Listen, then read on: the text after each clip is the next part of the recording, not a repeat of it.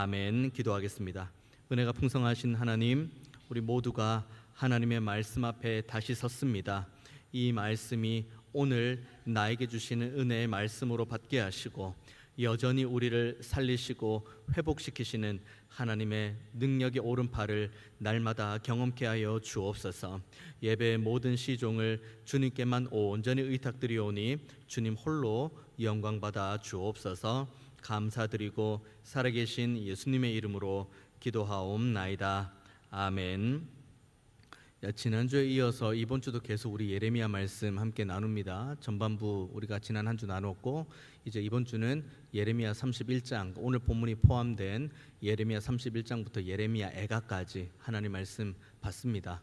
오늘 본문 이제 보면 이게 과연 예레미야 본문이 맞나 싶을 정도로 소망의 내용들로 가득 차 있죠. 우리가 흔히 알고 있는 예레미야 말씀 보면은 막 울고 막 슬프고 애통해하고 망한다 어쩐다 뭐 그런 내용들만 쭉 이제 있을 것처럼 보입니다. 실제로 그 내용이 대부분이긴 합니다. 하지만 그 가운데 저와 여러분이 오늘 읽은 여기 31장 본문을 포함해서 우리가 이번 주에 나누게 될 전체 내용 중에 31장부터 33장까지는 소망의 내용이 많이 담겨 있습니다. 그래서 이 부분을 예레미야 안에서도 소망의 책이라고 이야기를 합니다. 그래서 31장부터 33장까지는 희망과 그리고 미래에 대한 메시지를 쭉 전한 다음에 그 다음에 34장부터 45장까지 우리가 이번 주 읽어갈 개관에 대한 대략 말씀드립니다. 34장부터 45장까지는 남유다가 어떤 과정으로 멸망하는지를 자세히 기록을 합니다. 그리고 46장부터 52장은 남유다뿐만 아니라 남유다 주변에 있는 이들, 그러니까 남유다를 심판하고자 하나님께서 들어 사용하신 모든 나라와 민족들도 동일하게 멸망한다는 내용이 본문에 기록되어 있습니다. 그리고 우리가 이제 이번 주 후반부에 읽게 될 그 예레미야 애가, 여기는 뭐 당연히 슬픈 내용들이죠. 하나님의 말씀, 하나님께서 그 예언으로 주신 하나님의 말씀이 결국은 성취가 되었는데 기분 좋은 예언이고 기분 좋은 성취면은 이게 기분이라도 좋은데 그것도 아니죠. 기분이 좋은 예언도 아닌데 그게 그대로 성취가 된 겁니다. 그러니까 예레미야는 애가라는 이름을 붙여서 예레미야 애가를 쓰죠. 그런데 감사하게도 예레미야 애가의 전체적인 내용이 슬픈 내용만 있는 것은 또 아닙니다.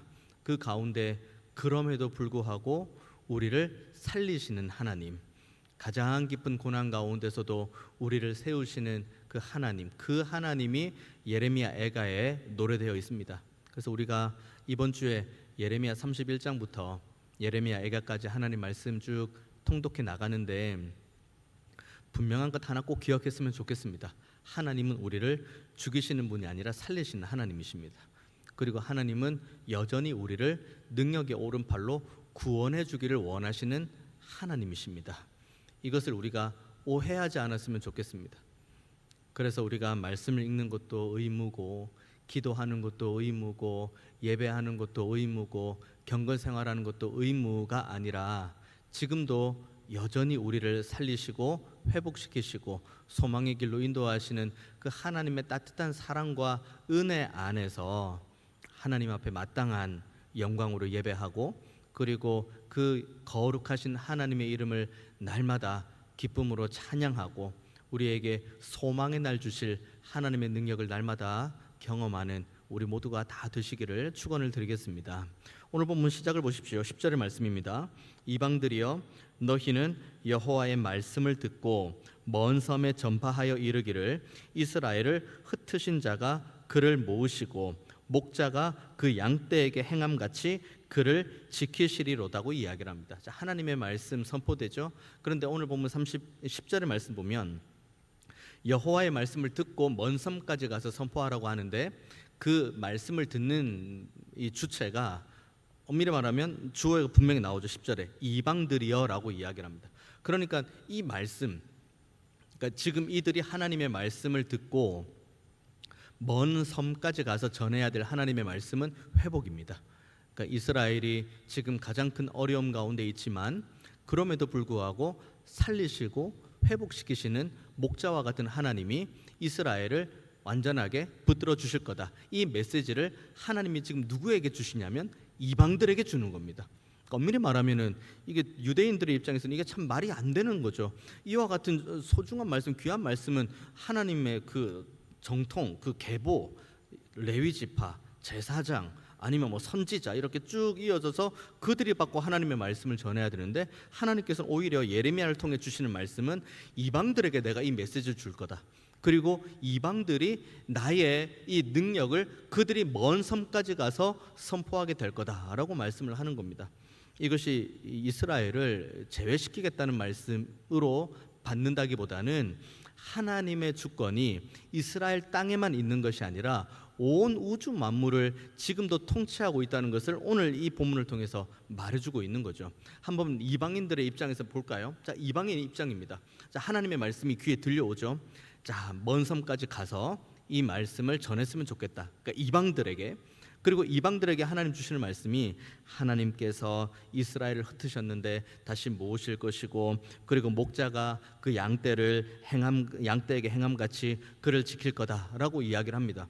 그럼 이방들의 입장에서는 이것을 내가 왜 뭐 전하고 안 전하고에 대해서는 본인의 의지죠. 게다가 나는 엄밀히 말하면 하나님을 온전하게 섬기고 지금 하나님을 온전히 예배하고 제사하는 그런 정통이 아닙니다. 그냥 이방인이죠. 그런데 이방들이 이 말씀을 받고 전합니다. 왜 이게 가능한지 아십니까? 하나님의 살아계심을 그들도 보았으니까요. 이것이 그냥 단순히 그냥 듣고 받아 적고 가서 자 이대로 전해, 이게 아니에요. 그러니까 하나님께서 이방들에게 이 말씀을 주셨다는 것은 뭘 의미하냐면 하나님께서 정말 이 말씀 그대로 행하실 거라는 그 능력과 은혜와 살아계심을 이방들에게도 동일히 보여주는 거예요. 그러니까 하나님께서 이 본문을 통해 계속 말씀해 주기를 원하시는 것은 하나님께서 이스라엘의 하나님이기도 하시고, 그리고 이스라엘을 징계하시고자 이스라엘을 온전하게 세우고자 주변의 여러 민족들을 들어 사용하시는 것도 하나님의 능력 안에 있다는 거예요. 그러니까 이스라엘 입장에서 보기에는 와, 아수르 대단해, 위대해, 힘이 세, 와 바벨론 대단해, 능력 있어, 애굽 오랫동안 힘을 가지고 있지, 와 대단하다, 그렇게 생각할 수 있지만 이 본문을 대하는 이스라엘 백성들의 입장에서는 아니구나, 애굽도 하나님의 통치 아래에 있구나, 바벨론도 하나님의 통치 아래에 있구나, 아수르도 하나님의 통치 아래에 있구나, 이것을 이들이 믿음으로 고백할 수 있도록 하나님께서 이방을 들어 사용하신 거죠. 그 은혜가 계속 이어져서 지금 저와 여러분이 지금 이 자리에서 함께 예배하는 겁니다. 우리가 가지고 있는 많은 기도의 제목들이 있죠. 뭐 기쁨의 제목도 있고 눈물의 제목도 있습니다. 우리가 이 피부에 와닿는 수많은 상황과 환경들이 있습니다. 한 가지 꼭 기억하십시오. 내가 지금 체감에 닿는 모든 일들, 모든 상황들, 모든 환경들, 그것 중에 그 어느 것 하나도 하나님의 주권 밖에 있는 건 아무것도 없습니다. 내가 지금 기쁨의 제목을 가지고 하나님 앞에 나아가는 것도 하나님께서 다 주권 아래 섭리하시는 것이고, 우리가 지금 눈물 가운데에 내가 가지고 있는 이 기도의 제목을 오랫동안 간절히 하나님께 아뢰는 이 아픈 기도의 제목도 하나님의 주권적인 섭리 안에 있다는 것을 우리가 늘 기억해야 됩니다. 보십시오. 하나님께서 어떻게 이스라엘을 인도하시는지 10절의 말씀 보면 이스라엘을 흩으신 자가 그를 모으시고 목자가 그 양떼에게 행함같이 그를 지키실 거라고 이야기합니다. 자, 목자가 어떻게 행합니까? 이때 당시 목자 어떻게 행합니까? 우리는 어디 뭐 저기 이런 목자가 양떼 이렇게 쭉 몰고 가는 것 흔히 구경할 수 있는 것 아닙니다. 뭐 TV에서 보거나 아니면 어디 목장 가거나 그래야지 볼 수 있죠. 근데 TV 보면은 뭐 그런 이미지 많지 않습니까? 막 뒤에서 개가 막 뛰고 개가 뛰면은 앞에서 양들이 훅 도망가고, 그러다가 개가 모는 쪽으로 양들이 훅 이렇게 가고, 그러다가 양우리로 들어가고, 우리의 머릿속엔 그 생각이죠. 근데 이때 당시 목자는 뒤에서 모는 사람이 아닙니다. 이때 당시 목자는 양떼보다 앞서 있는 사람이에요. 앞서서 자신이 먼저 가는 거예요. 그리고 양떼들이 뒤따라오는 거예요. 그러니까 예수님께서 늘 하시는 말씀, 양은 나의 음성을 안다는 게 그걸 의미하는 겁니다.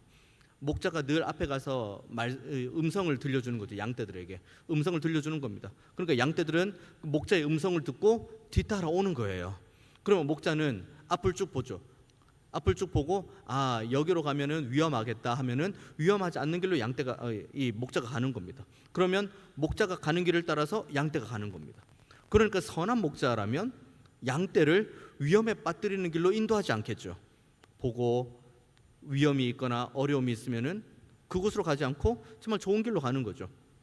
그게 선하고 선하지 않는 목자의 차이인 거죠. 오늘 본문에 하나님께서 뭐라고 말씀하십니까? 내가 친히 목자가 되어 주겠다고 이야기를 하는 겁니다. 뭘 의미합니까? 하나님께서 이스라엘보다 앞서 가시겠다는 거예요. 이스라엘보다 앞서 가시죠. 그러면 이스라엘 백성들은 하나님의 앞서 행하심을 보고 쭉 따라갑니다. 뭐 듣고 따라갑니까? 하나님의 음성을 듣고 따라가는 거죠. 왜냐하면 우리도 사실 양떼와 전혀 다를 바가 없습니다. 왜냐하면 우리가 한 치 앞의 일도 모르니까요. 그러니까 우리는 하나님의 음성, 우리보다 앞서 가시는 선한 목자 되신 그 하나님만 온전하게 쭉 따라가고 그분의 음성을 듣고 그리고 그분의 말씀을 들어가면서 쭉 따라가면 그 길이 항상 선한 길, 은혜의 길, 좋은 길이 되는 거죠. 그리고 목자가 쭉 앞으로 가고 그리고 쉴 때 양들을 쭉 놔둡니다. 그런데 이때 당시 광야에서 양떼들을 위협하는 요소가 한두 개입니까? 맹수들도 있죠. 그리고 물도 찾아 헤매야 되죠. 그리고 풀도 찾아 헤매야 되죠. 이게 목자의 역할입니다. 물을 찾아가서 거기에서 물을 마시게 해야 되고 풀을 찾아가서 양떼들로 하여금 풀을 먹이게 하고 그리고 맹수가 오면은 내가 쟤랑 싸우면 안 될 것 같으니까 양 한 마리 그냥 내어주고 나는 그냥 좀 살아야겠다. 그런 목자는 선한 목자가 아니라고 하나님 말씀하시죠. 그러니까 예수님께서 이 목자의 비유를 들어가지고 99마리의 양이 있고 한 마리의 양이 길을 잃었을 때 그 한 마리의 양을 찾으러 가는 겁니다. 이게 목자예요. 그리고 그 한 마리 양을 찾아가지고 어깨에 걸고 기쁨으로 오는 거죠.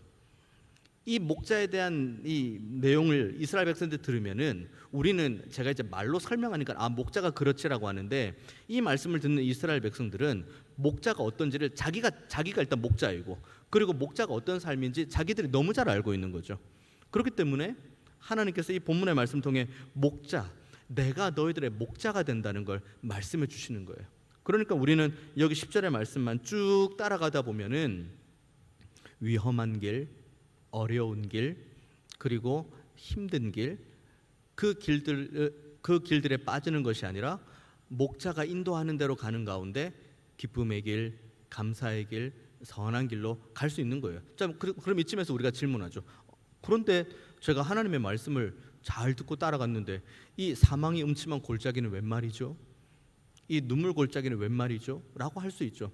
우리가 생각하는 선한 목자 따라가면 푸른 풀밭 흙 있고 쉴만한 물가 흙 있고 그리고 거기에 가서 막 많이 마시고 풀 먹고 즐거워하고 그런데 하나님께서 그 길로 인도하시는 그 모든 과정 가운데 우리를 거저 그냥 두지 않으십니다. 한 가지 확실한 거 분명한 그겁니다. 우리가 하나님의 말씀, 하나님의 음성을 듣고 쭉 따라가면은 그 길이 최선의 길입니다. 당장 우리의 체감에 이것이 사망이 음침한 골짜기고 눈물 골짜기처럼 보인다 할지라도 이 길이 하나님의 음성을 듣고 하나님의 말씀을 듣고 가는 그 길이라면 누가 뭐라고 해도 그 길은 가장 좋은 길입니다. 이렇게 이스라엘을 인도하시겠다고 하나님 말씀하시죠. 그 이스라엘 향한 인도하심이 지금도 저와 여러분을 향한 인도하심이라는 걸 늘 기억하는 우리 모두가 되기를 원합니다. 하나님은 우리 뒤에서 너희들이 가나 안 가나 내가 한번 뒤에서 볼게. 아니야 이렇게 가는 거 아니야. 아니야 저렇게 가는 거 아니야. 하나님 그런 분 아니십니다. 하나님은 우리보다 앞서 가시죠. 우리보다 앞서 가시고 우리에게 푸른 풀 쉴 만한 물가가 어디에 있는지 앞서 가시고 우리를 인도하십니다. 문제는 우리가 그 목자 되신 하나님을 따라가느냐 따라가지 않느냐의 문제이지 인도하시는 목자인 하나님께는 아무런 문제가 없습니다. 바라기는 완전하신 목자 그 하나님께서 지금 이스라엘을 인도에 가겠다고 하신 그 약속의 말씀을 지금 우리에게도 주셨다는 것을 늘 기억하고 하나님의 말씀 음성을 따라서 한 걸음 한 걸음 믿음 가지고 순종하는 저와 여러분 되기를 원합니다. 계속 이어져서 11절 12절 그 얘기를 하시죠. 여호와께서 야곱을 구원하시되 그들보다 강한 자의 손에서 속량하셨다고 이야기를 합니다. 속량은 명확하게 어떤 의미냐면, 속량은 뭐 어떤 물건이 있습니다. 그 물건을 그냥 거저 가져온 것은 속량이 아닙니다. 속량은 그 물건에 맞는 값을 지불하고 가져온 걸 속량이라고 의미합니다. 그러니까 우리가 하나님의 은혜로 속량함을 받았다고 이야기하죠. 이것은 하나님께서 우리를 위해서 죄의 대가를 분명히 지불하셨기 때문입니다. 어떤 죄의 대가를 지불하셨죠? 십자가에 달리신 주님의 보혈의 공로가 우리를 향한 분명한 지불의 대가입니다.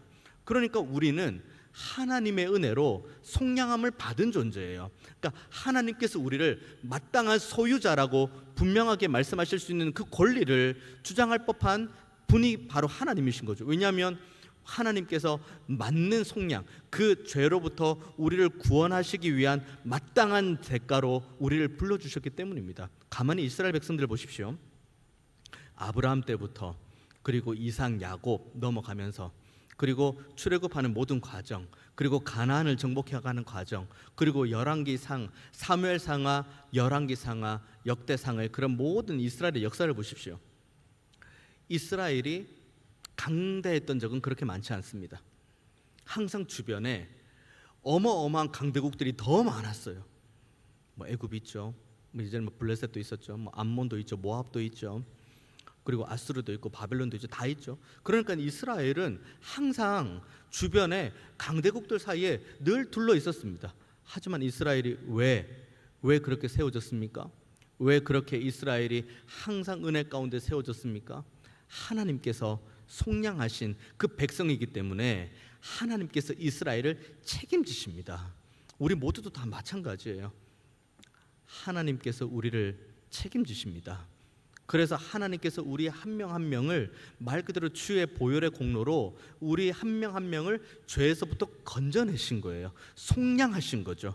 그러니까 우리는 더 이상 우리가 가지고 있는 이 삶의 소유권을 우리의 것이라고 마음껏 이야기할 수 있는 영역은 아무것도 없습니다. 우리의 모든 삶의 소유권은 하나님께만 있습니다. 그러니까 우리가 당연히 10절과 11절의 말씀처럼 목자 되신 주님을 따라가는 이유가 여기에 있는 거죠. 12절 계속해서 이어서 봅니다.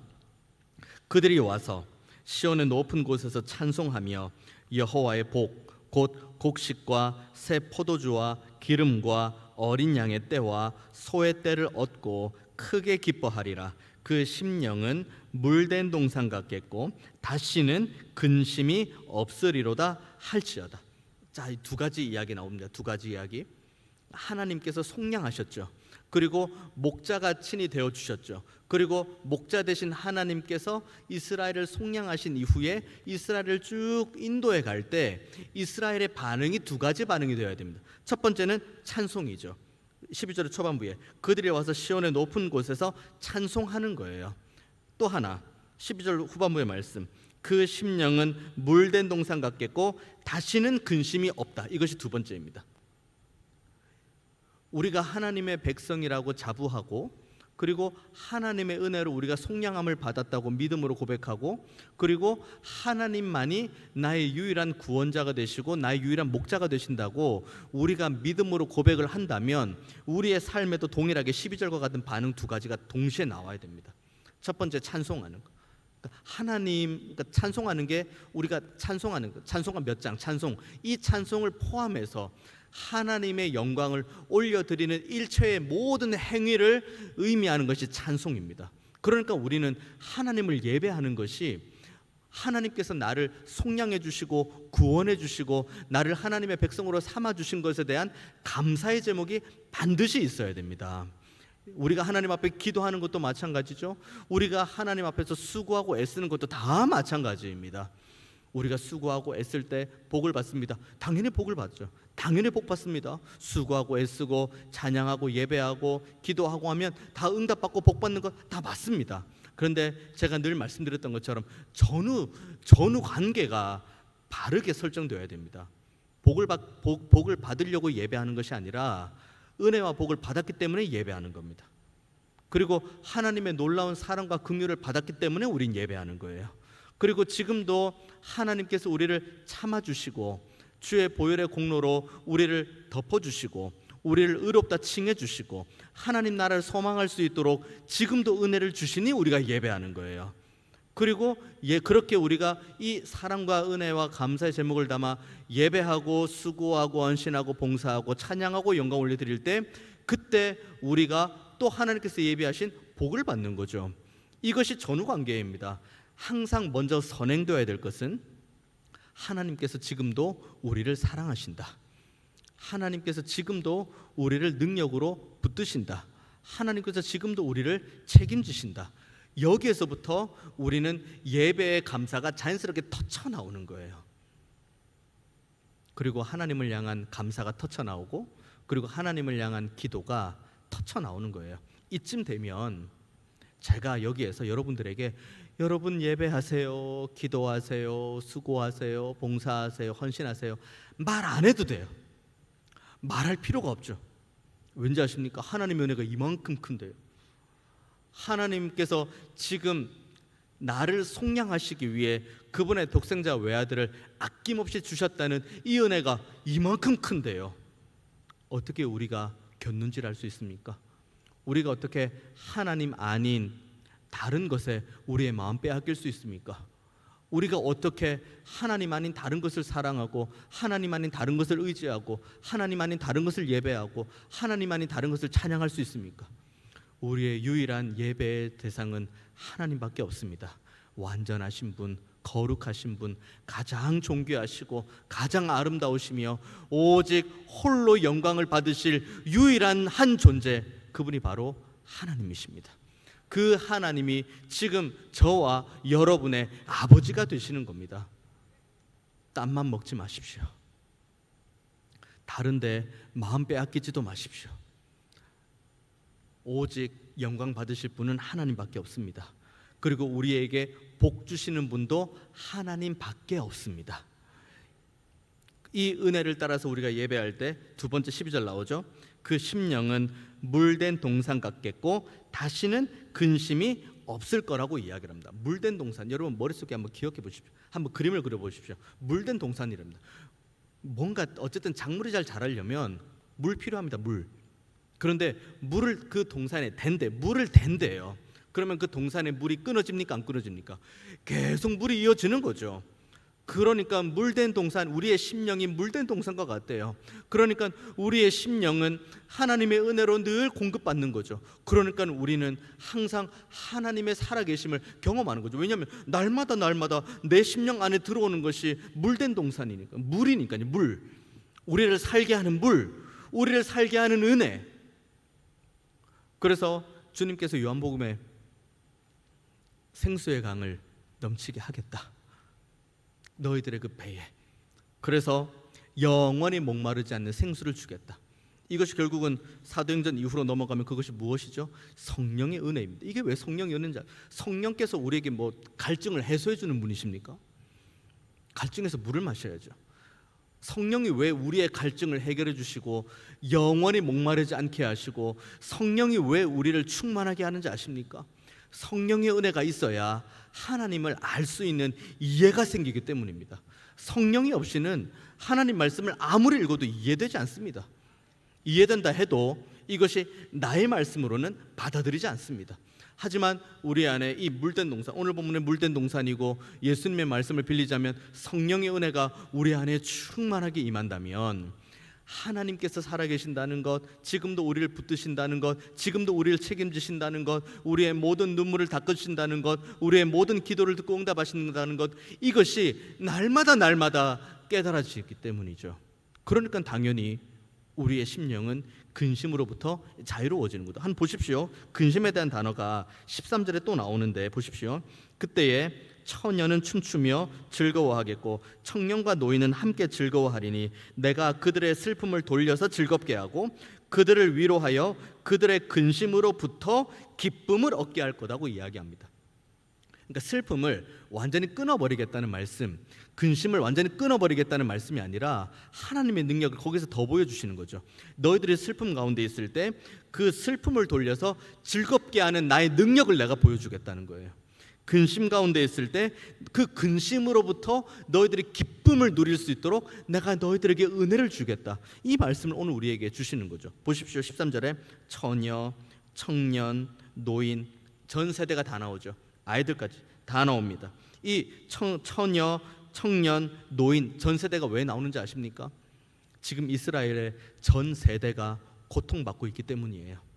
그 어느 세대가 지금 이 본문이 쓰여진 이 시점 가운데 나는 평안하다, 나는 아무 일 없다, 나는 문제 없다라고 말한 세대가 누가 있습니까? 자, 포로가 되었습니다. 자, 바벨론의 포로가 됩니다. 그리고 바벨론의 포로로 전 세대가 끌려갑니다. 노인부터 어린 아이에 이르기까지 모두가 다 끌려갑니다. 노인들이 포로에 끌려가면 무슨 생각하겠습니까? 우리가 어떻게 하다 이렇게 되었는가? 옛 영광, 그리고 나 때에 돌아갈 수가 있을까? 예레미야 예언을 명확하게 이해하는 사람이라면 나 때는 돌아가지 못하겠구나 이해를 할 겁니다. 안타깝죠. 내 생의 마지막이 예루살렘이 아닌 이방 땅에서 마무리가 되니까요. 그 노년이 가지고 있는 그 안타까움 한탄. 청년들, 여기 청년들이 바벨론의 포로를 끌려갔습니다. 뭐 새 희망이 있습니까? 남의 땅에서 소망이 있습니까? 처녀들 마찬가지죠. 아이들도 마찬가지죠. 이 아이들은 태어날 때부터 자신이 하나님의 백성이라는 정체성과 자부심을 가지고 있음에도 불구하고 태어난 것은 바벨론에서 태어납니다. 그러니까 전 세대가 지금 고통 가운데 있는데 그 전 세대가 고통 가운데 있는 걸 하나님이 모르시는 바가 아니에요. 그러니까 13절의 말씀처럼 처녀, 청년, 노인에 대한 이야기로 전 세대를 다시 아우르죠. 그리고 너희들이 지금 고통받고 있는 전 세대가 다시 하나님의 은혜로 세워질 거라는 말씀을 하시는데, 그것이 슬픔이 완전 끊어지는 것도 아니고 근심이 완전 끊어지는 것이 아니라 슬픔으로부터 돌려서 즐겁게 하고, 그리고 근심으로부터 그들이 기쁨을 얻게 할 거라고 이야기를 합니다. 세상 그 누구도 하나님의 말씀을 바르게 만약에 이해한다면 형통한 삶만을 약속할 수 있는 사람은 아무도 없을 겁니다. 근심이 있어요. 오늘 본문도 나오잖아요. 근심이 있습니다. 슬픔이 있습니다. 하지만 여기에서 하나님의 능력이 있습니다.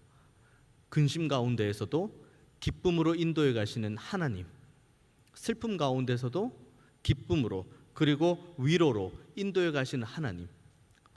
여러분 슬픔 가운데 있을 때 누가 위로할 수 있습니까? 여러분 근심 가운데 있을 때 누가 새 힘을 줄 수 있습니까? 제가요? 목사인 제가요? 제가 여러분들을 위로할 수 있습니까? 제가 여러분들에게 힘을 줄 수 있습니까? 제가 여러분들의 근심을 여기 있는 본문에처럼 기쁨으로 바꿀 수 있는 힘과 능력이 있습니까? 그런 힘과 능력이 있으면 좋겠습니다. 그리고 이 목사의 사역을 통해서 실제로 그렇게 받고 믿음으로 받고 돌아가는 분들도 계시죠. 또 혹자는 목사님이 잘 몰라서 그래요. 목사님이 저만큼 어려움을 안 겪어서 그래요. 목사님이 저만큼 안 울어서 그래요. 목사님이 저만큼 울지 않아서 그래요. 목사님이 저만큼 막막하지 않아서 그래요. 목사님이 저만큼 인생 살아보지 않아서 그래요. 그거 어떻게 해요? 그것도 제가 인생을 미리 가서 살 수는 없잖아요. 제가 지금 나이가 이제 82년생 44인데 뭐 70, 80까지 훅 가서 거기서 살아온 다음에 다시 와가지고 여러분들에게 설교할 수는 없는 노릇이잖아요. 인간의 한계는 여기까지입니다. 제가 포기하겠다는 건 아니에요. 여러분들의 근심을 두고 기도합니다. 여러분들의 슬픔을 두고 기도합니다. 목사의 직무죠. 그리고 목사로서 가지고 있는 영광스러운 직무입니다. 합니다.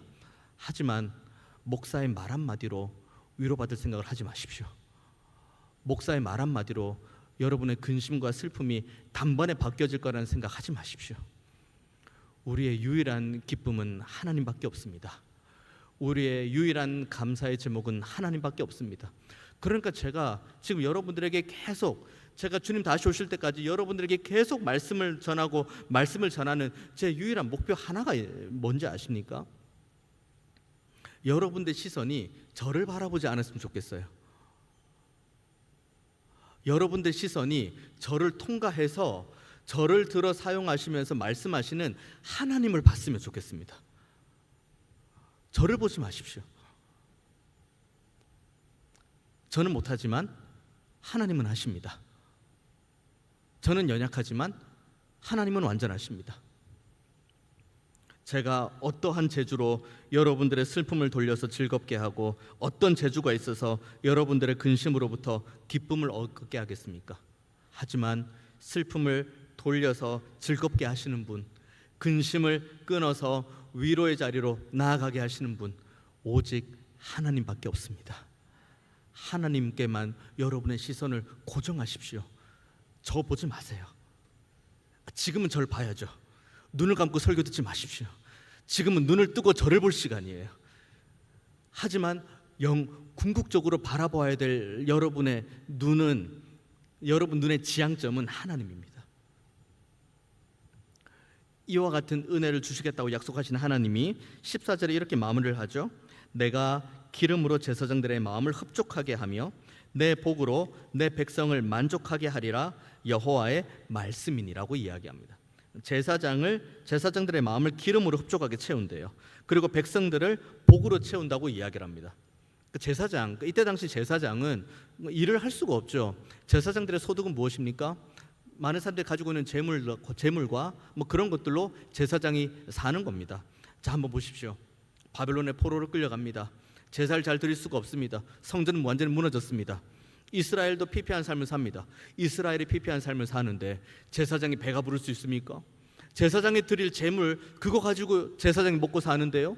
그런데 그 재물을 드릴 만한 사람들이 없고, 그 재물을 드릴 만한 경제적인 여건이 허락되지 않고, 그리고 그 재물을 드릴 만한 믿음의 여건이 허락되지 않아서 제사 자체가 끊어졌는데요. 근데 어떻게 제사장이 잘 먹고 잘 삽니까? 그런데 오늘 본문의 시작은 내가 기름으로 제사장들의 마음을 흡족하게 하겠다는 겁니다. 뭘 의미하는지 아십니까? 제사장의 마음을 흡족하게 하겠다는 건, 다시 말하면 제사장의 마음이 흡족할 수 있도록 많은 사람들이 기름을 채울 수 있도록 하나님께서 각자의 마음에 풍요로움과 은혜를 주시겠다는 약속인 거예요. 그러니까 이 본문을 대하면서 보십시오. 제사장이 복을 많이 받아야 됩니다. 이건 엉터리.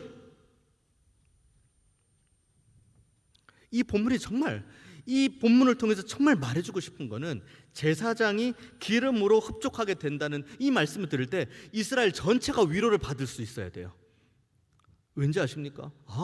내가 제사장에게 제물을 드릴 수 있는 상황이 되는구나. 하나님께서 그와 같은 은혜를 주시겠다는 말씀이시구나. 내가 제사를 드릴 수 있는 믿음을 주시겠다는 약속이시구나. 그리고 내가 제물을 하나님 앞에 올려드릴 수 있도록 하나님께서 나에게 복을 주시겠다는 약속이시구나. 그러니까 내가 기름으로 제사장들의 마음을 흡족하게 한다는 것은 비단 제사장의 마음을 흡족하게 하는 것이 아니라 온 이스라엘의 마음을 흡족하게 해주시겠다는 하나님의 은혜가 여기 담겨 있는 거죠. 그래도 이게 이해가 잘 안 되실 것 같으니 그 본문의 뒤에서 이어지는 거예요. 내 복으로 내 백성을 만족하게 하겠다는 겁니다. 여러분, 여기서 제일 마음에 확 와닿는 부분이 어디에 있습니까? 기름? 저는 그럼 기름에 만족해야 됩니까? 기름이 여기서 제일 은혜가 된다. 그럼 여러분은 이 본문을 대하면서 복이라는 단어가 제일 은혜가 됩니까? 복, 복 주신데, 복, 하나님께서 복을 주신데 감사합니다. 여기서 저는 10절부터 14절까지를 10번, 20번, 30번을 읽어나가면서 제일 눈에 확 들어온 단어는 내가였습니다. 내가 기름으로 제사장들의 마음을 흡족하게 하며 내 복으로 내 백성을 만족하게 하겠다는 겁니다. 여기서 말하는 내가는 누굽니까? 제사장입니까? 레위 지파입니까? 앞서 있는 지도자입니까? 하나님이시죠. 하나님께서 만족시키시겠답니다. 하나님께서 기름으로 채우시겠다는 겁니다. 하나님께서 복을 주시겠다고 합니다. 여러분의 표정을 보니 도저히 믿어지지 않는 표정으로, 제 말이 아니에요. 제 말이라면 믿어달라고 제가 간절하게 부탁을 드리겠죠. 제발, 이게 제 말이니까 제발 믿어주세요라고 이야기를 하겠죠. 저는 그렇게 말할 필요가 없습니다. 왠지 아십니까? 하나님의 말씀이니까요. 하나님의 말씀이 그렇게 적혀 있습니다. 하나님께서 기름으로 제사장들의 마음을 만족하게 하신다고 하고, 하나님께서 하나님의 복으로 하나님의 백성을 만족하게 한다고 이야기합니다. 믿건 안 믿건은 여러분의 자유입니다. 하나님의 말씀은 선포됐습니다. 소망의 책에 있는 하나님의 말씀, 우리를 어떻게 인도해 가실지 목자로서, 그리고 우리를 어떻게 책임지실지, 그리고 우리에게 얼마나 큰 은혜를 주셔서 우리를 물된 동산과도 같이 세워가실지, 그리고 어떠한 은혜로 우리에게 기름과 복으로 채워가시며 만족하게 하실지 하나님의 말씀 다 전했습니다. 자, 다 전했습니다. 믿고 안 믿고는 저와 여러분의 책임입니다. 그때 바라기는, 여기서부터 이제 저의 바람입니다. 여러분 모두가 믿기를 원합니다. 의심하지 마십시오. 하나님의 말씀입니다. 하나님께서 지금도 십자가에 못 박힌 그 손으로 우리를 이렇게 안아주길 원하시는데 왜 거부합니까? 지금도 우리를 사랑하신다고 말씀하시는데 왜 그걸 거부하고 딴 데서 사랑 찾습니까? 하나님 앞에 기도하면은 응답해 주신다고 분명히 말씀하셨는데 왜 그 복을 걷어차고 다른 거 의지하고 다른 것 바라보면서 나아갑니까? 부디 믿으십시오. 하나님과 그의 보내신 자 예수 그리스도를 믿으십시오. 그리고 그분이 주신 말씀을 믿으십시오. 언약에 신실하신 하나님께서 말씀 붙들고 살아가는 우리의 삶을 반드시 책임져 주십니다. 그래서 이번 한 주간 이 예레미야 말씀을 쭉 읽어 나가면서 이 소망의 책에 있는 하나님의 말씀이 나를 향해 주어진 하나님의 말씀으로 받고 더 믿고 더 의지하고 더 하나님 사랑하는 자리로 나아가는 우리 모두가 다 되시기를 주님의 이름으로 축원드리겠습니다. 기도하겠습니다. 은혜가 풍성하신 하나님, 오늘도 우리에게 하나님 말씀 더하셨고 그리고 이 말씀을 받을 수 있도록 우리 모두에게 건강과 지혜와 성령의 은혜를 주시니 감사합니다. 이 말씀은 오래전에 살아 있었던 이스라엘 백성들에게 주신 말씀인 뿐만 아니라 2025년을 살아가는 우리 모두에게도 동일하게 주시는 하나님의 말씀인 줄 믿습니다.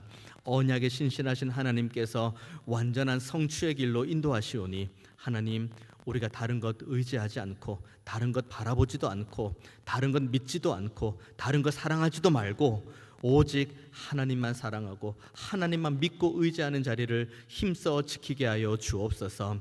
그때 우리의 근심으로부터 우리를 회복시키시고 우리의 슬픔의 제목으로부터 우리를 기쁨의 제목으로 인도해 가시는 하나님의 따뜻한 은혜를 날마다 경험하는 우리 중앙의 모든 가족들 다 되게 하여 주옵소서. 무더운 여름 지내고 있습니다. 하나님, 우리에게 건강을 허락하여 주시고 하나님 바라보는 믿음이 더 뜨거워지게 하시며 하나님의 인도하심을 날마다 구하는 신실한 자리 지키는 중앙의 모든 가족들 다 되게 하여 주옵소서. 감사드리고 살아계신 예수님의 이름으로 기도하옵나이다.